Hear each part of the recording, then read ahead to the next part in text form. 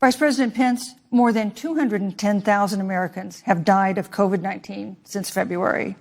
The U.S. death toll as a percentage of our population is higher than that of almost every other wealthy nation on earth.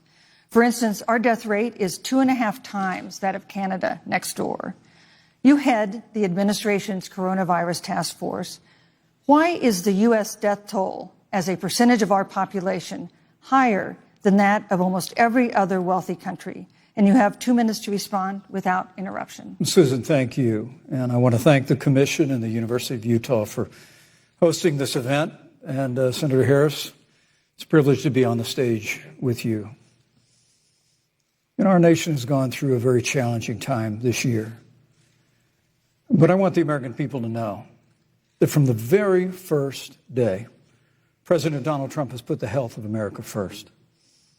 Before there were more than 5 cases in the United States, all people who had returned from China, President Donald Trump did what no other American president had ever done.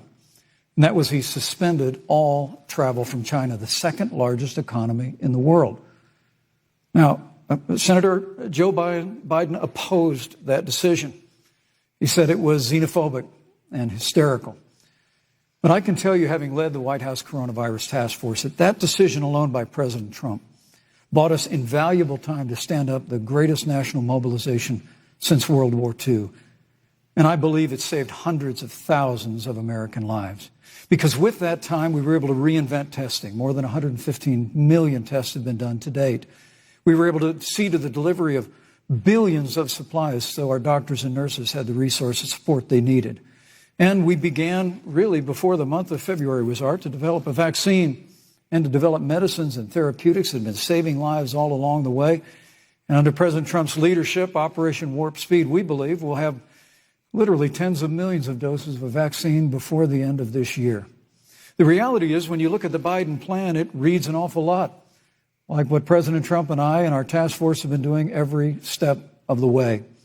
I mean, quite frankly, when I look at their plan that talks about advancing testing, creating new PPE, developing a vaccine, it looks a little bit like plagiarism, which is something Joe Biden knows a little bit about. And I think the American people know that this is a president who has put the health of America first, and the American people, I believe with my heart, can be proud of the sacrifices they have made. It's saved countless American lives. Senator Harris, would you like to respond? Absolutely. Whatever the vice president is claiming the administration has done, clearly it hasn't worked. When you're looking at over 210,000 dead bodies in our country, American lives that have been lost, families that are grieving that loss.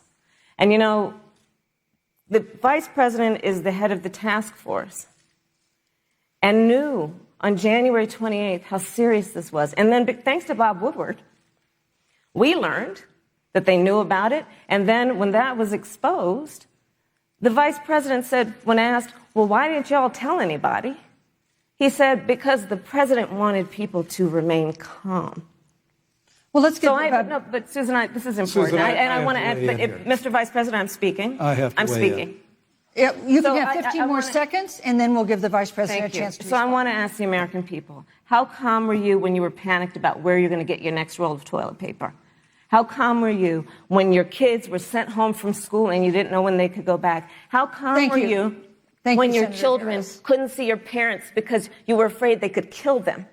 Let's give Vice President Pence a chance to respond. Vice President Pence, you have 1 minute to respond. You know, there's not a day gone by that I haven't thought of every American family that's lost a loved one.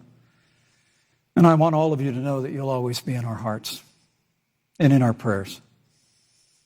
But when you say what the American people have done over these last 8 months hasn't worked, that's a great disservice to the sacrifices the American people have made.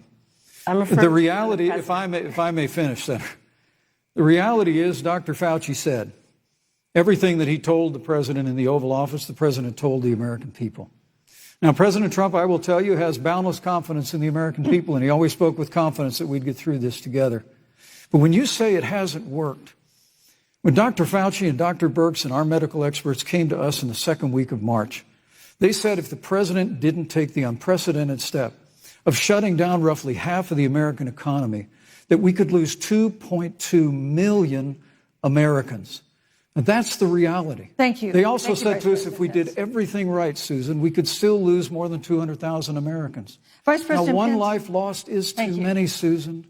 But the American people, I believe, deserve credit for the sacrifices that they have made, putting the health of their family and their neighbors first, our doctors, our nurses, our first Thank you, responders. Vice President Pence. And I'm going to speak up on behalf of what the American people have done. Vice President